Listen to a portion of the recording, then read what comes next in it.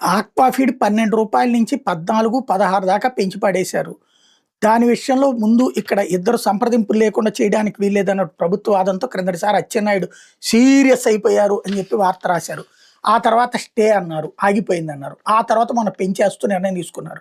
ఈలోపు జరిగినటువంటి చర్చల్లో తెలుగుదేశం అనుకూల రైతులు రూ. 7 మాత్రం పెంచాలన్నారు.